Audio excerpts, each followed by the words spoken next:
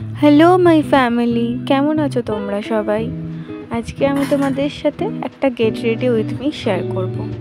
সেদিন ছিল আমার ভাইপো লজ্জুর বার্থডে, আর তার জন্যে আমি একটু সেজেছিলাম, আর সেই লুকটাই আমি তোমাদের সাথে আজকে শেয়ার করছি।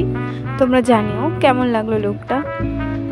তো যেহেতু বাড়ির অনুষ্ঠান এবং কাজ করতে হবে, তাই আমি সেভাবে মেকআপ করিনি।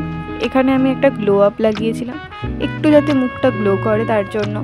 দেখো, তোমরা নিজেরাই বুঝতে পারবে। আমি আমার আঙুলের সাহায্যে ব্লেন্ড করে নিয়েছিলাম।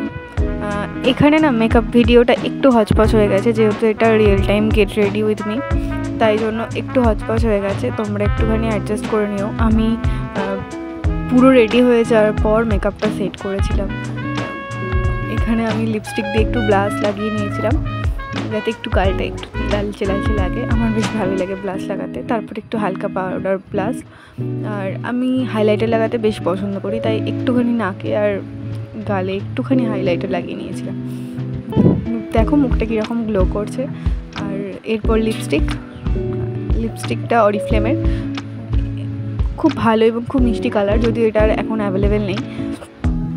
আর তারপর আমি আমার পুরো মেকআপটা ফিক্সড করেছিলাম, এই জন্যই বললাম যে একটু হচপচ হয়ে গিয়েছে।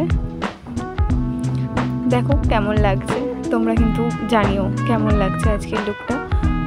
আমার কিন্তু বেশ ভালো লেগেছে। খুব সিম্পলের মধ্যেই রাখতে চেয়েছি, যেহেতু বাড়ির অনুষ্ঠান এবং যথেষ্ট কাজকর্ম করতে হবে, তাই জন্য।